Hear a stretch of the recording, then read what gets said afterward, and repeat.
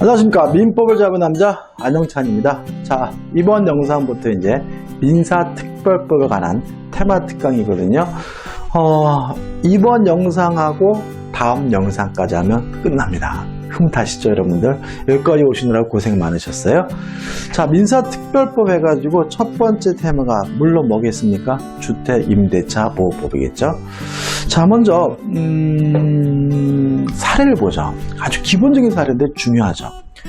갑은 을로부터 을을 채권자라는 소액의 저당권이 설정된 무효 아파트를, 그러면 맨 앞에 을 앞으로 뭐가 설정되어 있죠? 저당권이 설정되어 있죠. 3년 기한으로 임차하여 거주하고 있는 중에, 그러면 갑의 임차권은 뭡니까? 두 번째인 거죠.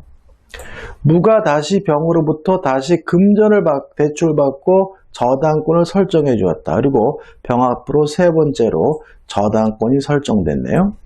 갑은 이사 오면서 즉시 주민등록 전입신고를 하였으나 확정일자는 병의 저당권 설정 등기 후에 받았어요. 자, 그럼 여기서 생각해 보자고요. 자, 경매가 됐을 때 권리의 소멸 여부는 어떻게 판단하냐면, 첫째, 모든 저당권은 무조건 소멸하고요.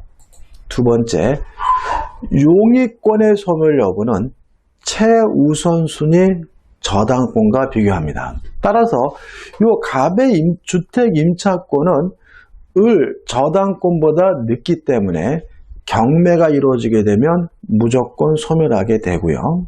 그래서 1. 아파트가 경매되는 경우 갑의 주택 임차권은 소멸되느냐? 소멸된다. 자, 소멸됐으니까 이제 배당을 받는데, 자, 여러분 알다시피 확정일자를 받으면 우선 변제권이 주어져요. 자, 우선 변제권이라는 말은 항상 우선한다는 말이 아니라 배당 순위가 주어진다는 말이고요. 확정일자를 하면 우선 변제권이 인정된다는 말은 확정일자일을 기준으로 배당 순위가 결정된다는 말입니다. 따라서 을이 1순위고 병이 2순위고 갑이 뭐죠? 3순위가 되는 거죠. 그죠? 따라서 여기서 우리가 잊지 말 것은 주택 임차권자가 인도받고 주민등록했다는 이유로 대항력을 이길 날 0시에 취득한다는 말은 최우선순위 저당권과 비교해가지고 경매가 됐을 때 소멸 여부가 결정되는 기준이 적용된다는 얘기고요. 확정일자를 하게 되면 우선 변제권이 인정된다는 말은 확정일자일을 기준으로 해서 배당 순위가 결정된다는 말이라는 거 꼭 이해하시고 받아들이셔야 되겠죠. 자, 관련 조문을 보는데 특별한 건 없습니다. 일단, 자, 대항력은 어떻게 하면 취득하느냐? 주택을 인도받고 주민등록을 마치면 이길 날, 그 다음날 대항력이 생기는데, 언제 주민등록을 한 것이냐? 전입신고라면 주민등록한 것으로 보겠다는 거죠. 여기서 조심할 건 우리 판례가, 그러면 전입신고를 한 때라는 말이 뭐냐에 대해서 우리 판례는 전입신고를 담당 문문이 수리하면, 받으면 전입신고한 것으로 이해하고 있음을 주의하시기 바라고요. 그 다음에 2항과 3항인데, 자, 원칙적으로 법인이 임차인인 경우에는 주택임대차보호법이 적용되지 않습니다. 다만 예외가 있는데, 2항. 만약에 그 법인인 임차인이 만약에 LH공사, 토지주택공사죠. 아니면 지방공사인 경우에는 주택임대차보호법이 적용이 되고요. 그 다음에 3항. 또 만약에 법인인 임차인이 중소기업인 경우에도 주택임대차보호법이 적용될 수가 있다라고 정도만 기억하시면 돼요. 그 다음에 이제 4항인데, 자, 임차권자가 대항요건을 갖추면 새로운 소유자에게 대항할 수가 있으니까 새로운 소유자는 임대인의 지위를 뭐한 것으로 봐요? 승계한 것으로 봐요. 여기서 좀 조심할 것은, 따라서 만약에 임대차 계약이 종료가 되면 누구한테 보증금을 반환받아야 되냐면 새로운 소유자인 양수인에게만 반환받을 수가 있는 겁니다.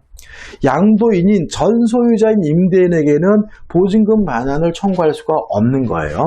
다만 우리 판례가 예외를 인정하고 있는데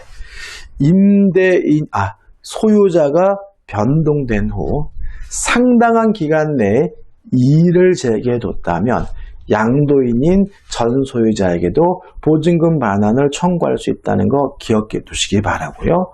5항은 의미가 없고요. 6항도 의미가 없습니다. 그 다음에 보증금을 회수해가지고 우선 변제권을 인정해 주거든요. 일단 1항은 뭐냐면 강제 경매를 신청할 수가 있어요. 누구도요? 주택 임차인도요. 이렇게 경매를 신청하기 위해서 목적물을 집을 비워줘야 되느냐, 이 문제에 대해서 법에서는 반대 의무 이행이나 이행의 제공을 집행 개시 요건을 하지 아니한다라는 말은 주택 임차인은 집을 비워주지 않더라도 강제 경매를 신청하는 것이 가능하다는 얘기고요. 그러면 주택 임차인은 실제로 언제 집을 비워주면 되느냐에 대해서 실제로 보증금을 수령할 때 집을 비워주면 된다는 거 기억해 두시면 될 것 같고요. 그 다음 2항은 확정 일자를 받으면 우선 변제권이 인정이 된다라는 말은 확정 일자를 기준으로 해서 배당 순위가 결정된다는 의미가 된다는 거 기억해 두시면 되겠죠. 그 다음에 3항인데 이런 거죠. 보세요. 임차인은 임차주택을 양수인에게 인도하지 아니하면 제2항에 따른 보증금 반환을 받을 수가 없다라는 말은 결국은 양수인 경락인에게 보증금 반환을 청구하려면 그 주택을 뭘 해야 돼요? 인도해 줘야 된다는 얘기잖아요. 다시 말하면 그러면 주택 임차인은 경매를 신청할 때는 집을 비워줄 필요는 없지만 보증금을 수령할 때는 뭘 해야 돼요? 집을 비워줘야 된다는 말이 되는 거죠. 그 다음에 4항입니다. 금융기간이 나오는데 일단 이 금융기간은 주택 임차인의 우선 변제권을 승계한다라고 나와 있거든요. 이게 무슨 말이냐면 우리 판례가 뭐가 있었냐면 금융기관이 아닌 일반인의 경우에는 보증금 반환 채권을 양수했더라도 주택 임차인의 우선 변제권을 승계하지 못한다라고 판결을 내렸어요. 그러는 바람에 2013년도에 신설한 거죠. 일반인이 아닌 금융기관은 우선 변제권을 뭐 할 수 있어요? 승계할 수 있어요. 다시 한번 정리해 볼게요. 이렇게 정리하면 됩니다. 보증금 반환 채권을 양수한 사람이 금융기관인 경우에는 주택 임차인의 우선 변제권을 뭐예요? 승계하고요. 두 번째, 주택 임차인이 가지고 있던 임차권 등기 명령 신청권도 대위에서 행사할 수가 있고요. 다만 세 번째, 보증금을 회수하기 위해서 금융기관은 임대차 계약을 해지할 수는 없다는 거, 요 세 가지 꼭 기억해 두시기 바랍니다. 가본입니다. 이건 뭐냐 하면은 이 사람이 지금 전세권도 가지고 있어요. 그러니까 다시 말하면 주택 임차이기도 하고 전세권자이기도 한단 말이죠. 이랬을 때 어떻게 할 것이냐에 대해서 우리 판례는 두 가지 권리를 전혀 별개의 권리로 이해하는 거예요. 그래서 만약에 주택 임차인으로서 배당에 참가했으면 전세권자로서는 배당 참가 안 한 거고요. 반대로 전세권자로서 배당에 참가한 경우는 주택 임차인으로서는 아직 배당에 참가한 것이 아니다. 왜냐하면 두 가지 권리는 전혀 별개의 권리를 이해하고 있으니까 주의하시기 바라고요. 그 다음 4번 판례는 보세요. 주택임대차보법상 대항력과 우선 변제권 두 가지 권리를 겸유해요. 그럼 이 사람은 여기서 대항력이 있다는 말은 최우선순위 저당권보다 먼저 대항력권을 갖췄다는 얘기거든요. 따라서 이 사람은 경매가 되더라도 소멸하지 않습니다. 근데 우선 변제권을 선택했다는 말은 배당을 받겠다라고 선택을 하면 주택 임차권이 소멸돼야 되는 것이 원칙인 거예요. 다만 예외가 있다는 거죠. 우선 변제권을 선택하여 제1경매 절차에서 보증금 전액에 대하여 배당 요구를 하였으나 보증금 전액을 배당받을 수 없었을 때에는 이때는 주택임차권이 소멸되지 않습니다. 따라서 경락인에게 대항하여 이를 나머지 돈을 반환받을 때까지 임대차 관계의 존속을 추정할 수가 있는 거죠. 이해되시나요? 근데 만약에 이 주택이 또 경매가 됐어요. 그랬을 때 이 제2경매 절차에서 또다시 우선 변제권을 이유로 배당을 청구할 수 있느냐 문제에 대해서는 배당받을 수가 없다라고 판시하고 있습니다. 정리해 볼게요. 자, 최우선 순위 저당권보다 먼저 대항 요건을 갖추어 가지고 경매가 되더라도 소멸되지 않을 주택 임차인이 배당을 받겠다라고 선택하면 원칙적으로 주택 임차권은 소멸이 돼야 됩니다.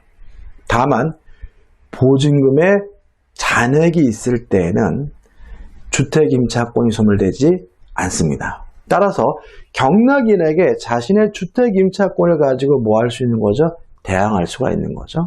다만 조심할 것은 이 주택이 또 경매가 됐을 때 2차 경매 절차에서는 우선 변제 받을 수가 없다는 것까지 꼭 기억해 두시기 바랍니다. 그 다음에 이제 다본 판례는 채권 양수인입니다. 그러니까 이게 뭐냐면 아까 우리가 금융기관이 임차보증금 반환 채권을 양수했다면 우선 변제권을 승계했잖아요. 행사할 수 있었잖아요. 근데 만약에 금융기관이 아닌 일반인이 채권을 양수한 경우에는 우선 변제권을 행사할 수가 없다라는 얘기니까 결론만 좀 기억해 두시면 되고요. 자세히 보지는 않겠습니다. 그 다음에 라번이에요. 자, 이건 어떤 문제냐면 주택임차인이 법인이면 주택임대차보호법이 적용되지 않는 게 원칙인 거예요. 그 다음에 자연인이라면 그 사람이 외국인이어도 주택임대차보호법이 적용이 되거든요. 근데 문제는 외국인은 주민등록을 못해요. 그러면 외국인이 주택임대차보호법에 적용을 받아서 대항력을 취득하려면 뭘 해야 되느냐? 이 문제에 대해서 우리 판례는 외국인 등록이나 체류지 변경 신고 또는 국내 거서 신고, 거서 이전 신고에 대하여는 주택임대차보호법 3조 1항에서 주택임대차 대항력의 취득 요건으로 규정하고 있는 주민등록과 동일한 법적 효과가 인정된다죠. 쭉 나열되니까 하나만 기억하시면 돼요. 그냥 외국인 등록만 기억하자고요. 따라서 외국인도 주택임대차보호법이 적용이 되고요. 따라서 외국인은 인도받고 외국인 등록을 하면 이길날 뭐가 인정됩니까? 대항력이 인정된다는 거 꼭 기억해 두시기 바랍니다. 자, 대표 문제입니다. 주택임차권의 대항력에 관한 다음 설명이 옳지 않은 것을 찾네요. 1번 임차인이 주택의 인도를 받고 전입신고와 확정일자를 받은 이 길에 저당권이 설정이 됐어요. 그러면 뭐가 빠를까요? 이 사람은 전입신고한 이 길날 0시에 대항력과 우선 변제권이 인정되고 이 저당권은 같은 날에 했더라도 0시보다 빠를 수 없으니까 주택임차권이 빠른 거거든요. 따라서 경매가 되더라도 이 주택임차권 소멸되지 않는 것이 원칙이니까 저당권이 실행된 경우 임차권자는 경락인에게 대항할 수 있다. 맞는 질문이 되는 거죠. 2번 임차인의 임대차 보증금 반환 채권이 제3자에 의하여 가압류된 상태에서 임차주택이 양도되면 이미 가압류 상태에서 양도가 이루어졌으므로 주택의 양수인에게 채권 가압류 제3채무자의 지위가 승계되지 않는다는 질문은 X가 됩니다. 다시 말하면 요 가압류가 됐다면 새로운 주택 소유자에게 가압류권자가 뭐 할 수 있어요? 대항할 수 있고 새로운 주택의 양수인은 채무자의 지위를 먼저 승계받기 때문에 2번은 X가 되는 거죠. 결론만 기억하시면 돼요. 3번. 매도인으로부터 매매계약이 해제 조건부로 임도 권한을 부여받은 매수인입니다. 이거 중요한데, 자, 이건 어떤 문제냐면, 해제가 됐을 때 주택임차인이 제3자로서 보호받을 수 있느냐, 이 문제거든요. 두 가지로 나누게 됩니다. 자, 갑이 소유하고 있는 아파트 주택에 대해서요, 을과 만나가지고 매매 계약을 하고 갑일에게 이전 등기를 해줬어요. 그래서 매수인이 병과 만나가지고 주택 임대차 계약을 했고요. 병이 임도받고 전입신고를 하고 대항 요건을 갖춘 후에 갑이 을과의 매매 계약을 해제했다면 이 사람은 제3자로서 선악불문하고 보호가 됩니다. 따라서 병은 자신의 주택 임차권을 가지고 갑에게 대항할 수가 있기 때문에 갑이 병에게 임차보증금을 반환해 줘야 되는 거죠. 근데 좀 다를 수가 있어요. 이 갑이 소유하고 있는 이 A 건물에 대해서요, 을과 만나가지고 매매 계약을 했어요. 그래서 을이 매수인인데 을이 갑으로부터 동의를 얻어가지고 병과 만나가지고 주택 임대차 계약을 했거든요. 그래서 병이 임도받고 주민등록 대항 요건을 갖춘 후에 갑이 을과의 매매 계약을 해제한 경우에는 병은 제3자로서 보호받을 수가 없습니다. 따라서 갑이 병에게 나가라고 하면 나가야 되고요. 병은 갑에게 임차보증금을 달라고 뭐 할 수 없어요? 요구할 수가 없어요. 그러면 이 왼쪽과 오른쪽의 차이점이 뭔가요? 요거죠. 등기를 매수인이 한 경우와 등기 안 한 매수인인 거예요. 그래서 만약에 주택 임차인이 대항 요건을 갖췄다는 이유로 해제로부터 제3자로서 보호받기 위해서는 누구하고 임대차 계약을 해야 됩니까? 등기까지 갖춘 매수인과 임대차 계약을 해야 되고요. 등기 안 한 매수인과 주택 임대차 계약을 한 경우에는 해제로부터 제3자로서 보호받지 못한다는 거 꼭 기억해 두셔야 돼요. 그럼 질문을 다시 볼게요. 3번. 매도인으로부터 매매 계약의 해제 조건부로 임대 권한을 부여받은 매수인이에요. 임대 권한을 부여받았다고만 되어 있지 매수인이 등기했다는 말은 없죠. 없으면 제3자로 보호받지 못하는 건데 여기다 표시해놨어요. 소유권 이전 등기를 격려한 상태. 그러면 매수인이 등기했다면 주택 임차인은 제3자로서 뭐 받을 수 있어요? 보호받을 수가 있으니까 주택을 임대한 후에 이에 매매 계약이 해제된 경우 임차인이 그 주택에 입주하고 주민등록을 마친 경우에는 매도인의 명도 청구에 대항할 수 있다. 맞는 질문이고요. 등기를 했는지 안 했는지를 꼭 확인하는 버릇을 기억해 두셔야 됩니다. 4번. 대항 요건을 갖춘 임차권보다 후순위 저당권의 실행으로 목적 부동산이 경락되어 그 임차권보다 선순위 저당권이 소멸해요. 그러면 이 사람은 최선순위 저당권보다 늦게 대항 요건을 갖췄다는 얘기니까 경매가 이루어지게 되면 무조건 뭐가 돼야 돼요? 소멸돼야 되므로 임차인이 경락인에 대하여 그 임대차 효력을 주장할 수 없다는 질문은 맞는 질문이 되겠죠. 5번. 주택의 임차인이 대항 요건을 구비한 다음 임대인이 주택의 소유권을 양도했다면 임차인은 양수인에게 대항할 수가 있습니까? 양수인이 임대인의 지위를 승계함이 원칙이다.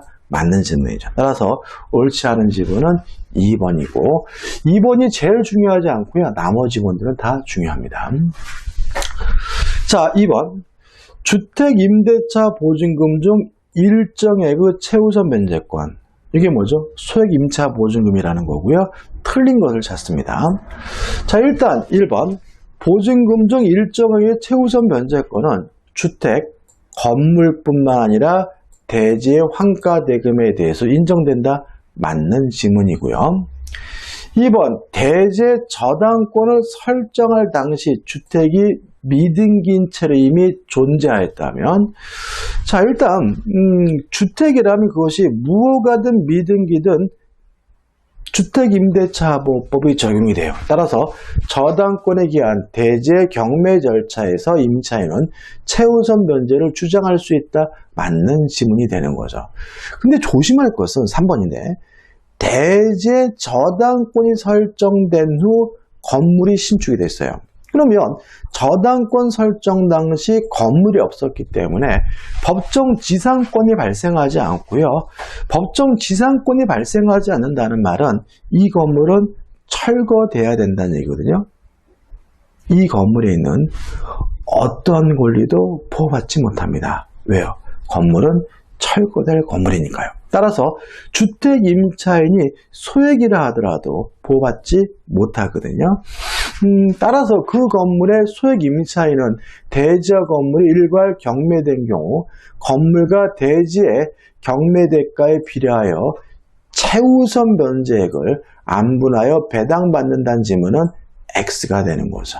왜냐하면 최우선 면제권이 인정되지 않습니다. 그래서 우리가 소액 임차인으로서 보호받지 못하는 경우가 두 가지가 있어요. 이 3번처럼 철거된 건물, 법정 지상권이 발생하지 않을 주택의 임차인은 소액 임차인이라도 보호받지 못한다는 거 꼭 기억해 두시기 바라고요. 그 다음에 두 번째 보호받지 못하는 건 뭐예요? 임차권 등기 명령 제도에 따른 임차권 등기가 이미 있는 주택의 임차인, 이 두 가지의 경우에는 요건을 갖췄다 하더라도 소액 임차인으로서 보호받지 못한다는 거 꼭 기억해 두시기 바랍니다. 4번, 소액 임차인이 대항 요건과 확정일자까지 갖췄어요. 원래 소액 임차인으로서 보호받으려면 뭐만 갖추면 돼요? 대항 요건만 갖추면 되거든요. 근데 만약에 확정일자까지 갖췄다면 어떻게 되느냐? 먼저 소액 임차인으로서 보호받은 일정액을 우선 면제받고 그 나머지 임차보증금 채권액에 대하여는 대항 요건과 확정일자를 갖춘 임차인으로서 순위에 따라서 배당받는다. 맞는 지문이 되는 거죠. 5번, 허위의 임대차 계약이에요. 무효입니다. 무효. 통정허위 표시라는 얘기. 따라서 주된 목적이 소액 임차인으로서 보호받아 선순위 담보권자에 우선하여 채권을 회수하는 것에 있었다면 그 임차인은 소액 임차인으로서 보호받지 못한다. 당연히 맞는 지문이겠죠. 답은 뭐죠? 3번이 됩니다. 자, 이제 상가 건물 임대차 보호법이죠. 사례 1번입니다. 이것도 제가 안 바꿨네요. 참.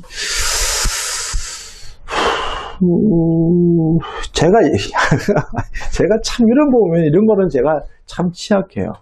지금 이게 원래 환산보증금이 9억이 넘어야 되거든요. 이거 잘못됐죠? 그럼 이거를 바꿀게요. 보증금을 그냥 10억이라고 할게요. 죄송합니다. 죄송합니다. 쑥스럽네요. 이걸 제가 원래 확인을 했는데도 불구하고 그냥 옛날 개정되기 전 것으로 생각을 해서 제가 틀렸는데 보증금이 얼마예요? 10억.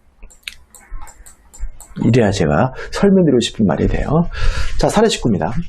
을은 서울 소재 갑수의 상가 건물을 보증금 10억에 계약기간은 1년에 임대하여 사업을 시작하였고 세무서에서 사업자 등록을 했어요. 자, 이건 뭐냐면 자, 환산보증금이 서울을 기준으로 9억을 초과하는 경우에는 상가 건물 임대차 보호법에 적용되지를 않아요. 다만 첫째, 인도받고 사업자 등록을 신청하면 이길날 대항력은 인정해 줍니다. 두 번째, 10년을 초과하지 않는 범위 내에서 계약 갱신 요구권은 인정을 합니다. 세 번째, 2기가 아니라 3기 차임을 지급하지 않았다는 이유로 임대차 계약을 해지할 수 있다는 규정도 적용해 줍니다. 네 번째, 권리금 보호 규정도 적용을 해줘요. 여기서 주의할 점은 대항력은 인정해 주지만 확정일자라 하더라도 우선 변제권 인정해 주지는 않습니다. 또 계약갱신 요구권은 인정해주지만 1년이라는 최단기간 적용해주지 않고요. 또 법정갱신에 관해서도 상가 건물 임대차 보호법의 규정이 적용되는 것이 아니라 민법 규정이 적용된다는 것도 꼭 기억해 두셔야 됩니다. 4가지만 예외적으로 적용을 해주는 거죠. 따라서 1번, 을의 임차권에는 대항력이 있는가? 있다. 2번, 을은 계약기간 만료전 6월부터 1월 사이에 임대인이 갑에게 계약갱신 요구할 수 있는가? 있다. 3번, 임대인 갑이 만료전 6월부터 1월 사이에 임차인에게 계약갱신의 거절 통지 조건명령 통지하냐는 경우는 그 기간이 만료된 때 법정갱신되는가? X다. 이건 아니다. 왜냐하면 이 법정갱신에 대해서는 상가 건물 임대차 보호법이 적용되는 것이 아니라 민법이 적용돼요. 따라서 임대차 종료 후 상당한 기간 동안 이의를 제기하지 않으면 법정갱신이 되는 것이지 만료전 6월부터 1월 사이가 아님을 주의하시기 바랍니다. 이거 최근에도 나왔고요. 작년인가요? 올해도 나올 가능성이 대단히 높은 거니까 꼭 기억해 두시기 바랍니다. 자, 관련 조문입니다. 일단 첫 번째 이조는 적용 범위죠. 일단 대통령으로 정하는 보증금액을 초과하는 임대차에는 적용되지 않고요. 초과한 임대차, 이 보증금이 얼마죠? 9억이죠. 그래서 9억을 초과하는 경우에는 상가 건물 임대차가 아니라 민법상 임대차가 적용된다. 다만 1항 단서에도 불구하고 10조 1항의 2항 제3항 이렇게 쭉 나오는 것은 뭐냐면 이 보증금을 초과하는 경우에도 대항력은 인정해주고요. 계약 갱신 요구권은 인정해주고 그 다음에 2기가 아니라 3기 차임을 지급해야 계약을 해지할 수 있다는 규정도 적용되고 그 다음에 권리금 보호 규정도 적용된다 이런 얘기죠. 그 다음 계약 갱신 요구인데 일단 만료전 6월부터 1월 사이에 계약 갱신을 임차인은 요구할 수가 있고요. 임대는 정당한 사유가 없이는 뭐하지 못해요? 거절하지 못해요. 다만 다음 8가지 사유 중에 한 가지 사유가 있다면 임대인은 계약갱신 요구를 거절할 수가 있는데 첫째, 3기 차임을 연체한 사실이 있는 경우 두 번째, 임차인이 거짓 그 밖에 부당한 방법으로 임차한 경우 세 번째, 서로 합의하여 임대인이 임차인에게 상당한 보상을 제공한 경우인데 여기서 중요한 것은 서로 합의죠. 자, 상당한 보상을 제공했다는 이유로 계약갱신 요구를 거절하려면 뭐가 필요합니까? 서로 합의가 필요하다. 네 번째, 임차인이 임대인의 동의 없이 목적 건물의 전부 또는 일부를 전대한 경우. 다섯 번째, 임차인이 임차한 건물의 전부 또는 일부를 고의나 중대한 과실로 파손한 경우죠. 자, 파손했다는 이유로 계약갱신 요구를 거절하면 고의나 중대한 과실이고요. 따라서 경과실로 파손한 경우에는 임대인은 계약갱신 요구를 거절할 수 없다는 거 조심하셔야 되겠죠. 근데 여섯 번째, 임차한 건물의 전부 또는 일부가 멸실돼 임대차의 목적을 달성하지 못할 경우. 일곱 번째, 임대인이 다음 강목의 어느 하나에 해당하는 사유로 목적물의 전부 또는 대부분을 철거하거나 재건축이죠. 자, 어디를 철거합니까? 전부 또는 대부분입니다. 따라서 만약에 전부 또는 일부를 철거하거나 그럼 뭐가 돼요? X가 된다는 것도 조심하셔야 되고요. 자, 철거하거나 재건축하기 위해 목적 건물의 점유를 회복할 필요가 있는 경우고요. 가번입니다. 임대차 계약 체결 당시 공사 시기 및 소요기간 등을 포함한 철거 또는 재건축 계획을 임차인에게 구체적으로 고지하고 그 계획이 따르죠. 다시 말하면 언제 고지를 해야 됩니까? 임대차 계약 체결 당시에 고지해야지만 계약갱신 요구를 뭐 할 수 있습니까? 거절할 수가 있다는 거죠. 그 다음 나, 다와 팔은 뭐 의미가 없죠. 그죠? 그럼 보시면 꼭 기억해야 될 것이 뭐예요? 첫째, 2기가 아니라 3기다. 또 상당한 보장을 제공했다는 이유로 계약갱신 요구를 거부하려면 뭐가 필요하죠? 합의가 있어야 된다. 또 파손한 경우는 고의 또는 뭐죠? 중대한 과실이다. 그 다음에 어디를 철거하거나 재건축합니까? 전부 또는 대부분이고, 이러한 재건축 계획을 언제 고지해야 됩니까? 임대차 계약 체결 당시 고지해야 된다는 거 정확하게 기억해 두시기 바랍니다. 그 다음에 이것도 바뀌었죠. 그죠? 5년이 아니라 몇 년입니까? 10년입니다. 제가 이걸 왜 안 봤죠? 제가 바뀐 거를. 자, 계약갱신 요구는 최초의 임대차 기간을 포함해서 10년을 초과하지 못하고요. 사망, 동일한 조건 다시 계약한 것으로 보지만 증감 청구는 가능하지만 11조니까 100분의 5는 초과하지 못한다는 거 주의하시기 바라고요. 그 다음에 사항은 뭐냐면 법정갱신입니다. 자, 법정갱신인데 이 법정갱신의 경우에는 존속기간은 또다시 뭐죠? 1년이에요. 다만 임차인은 언제든지 해지 통고를 할 수 있고, 임자인이 해지 통고하면 몇 개월이죠? 3개월이 지나면 효력이 발생한다는 말은 임대차 계약이 소멸된다는 얘기거든요. 여기서 조심할 것은 뭐냐면 우리 판례에 따른다면 이 10년이라는 기간은 법정갱신에는 적용되지 않는다. 따라서 법정갱신도 10년 동안 갱신되는 거다. 그럼 뭐죠? X가 됨을 주의하시기 바랍니다. 그 다음에 10조에 의해가지고 차임과 보증금의 증감을 청구할 수 있는데, 증액의 경우에는 제한이 있죠. 몇 분의 몇이죠? 100분의 5를 초과하지 못하고, 또 한 번 올렸을 경우에는 1년 이내에 또 올리지 못한다는 거 주의하시면 되겠죠. 자, 판례드립니다.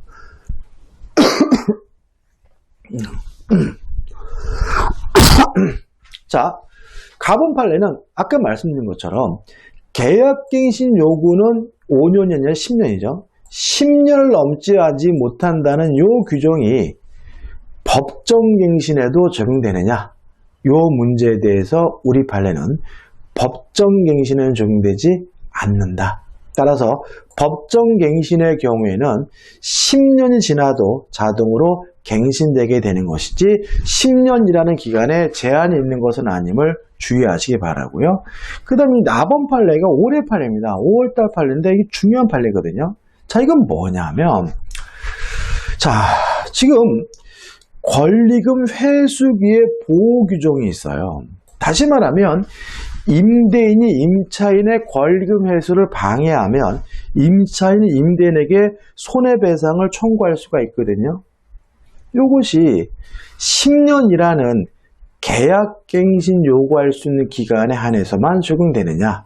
이 문제에 대해서 우리 판례는 아니다.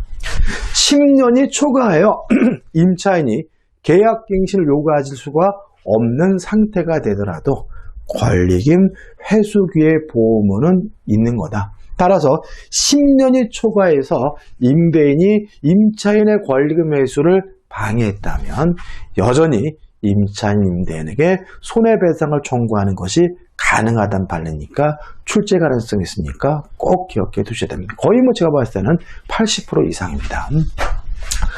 자, 대표 문제입니다. 임대인이 임차인의 갱신 요구를 거절할 수 있는 경우가 아닌 거죠. 자, 기억은 아니에요. 왜요? 2기가 아니라 3기니까. 니은번도 아닙니다. 왜냐하면 상당한 보상을 제공했다는 이유로 계약갱신 요구를 거부하려면 쌍방 간에 뭐가 필요하니까요? 합의가 필요하니까요. 디귿번은 맞죠? 그 다음 리을번 아니에요. 왜냐하면 파손의 경우에는 고의 또는 중대한 과실이 되거든요. 따라서 단순한 과실로 파손한 경우에는 계약갱신 요구를 거절할 수는 없어요. 뭐 리을번은 가능하겠죠. 그래서 기역, 디귿, 리을 해가지고 기역, 니은, 리을이죠. 그죠? 기역, 니은, 리을 해가지고 3번이 답입니다.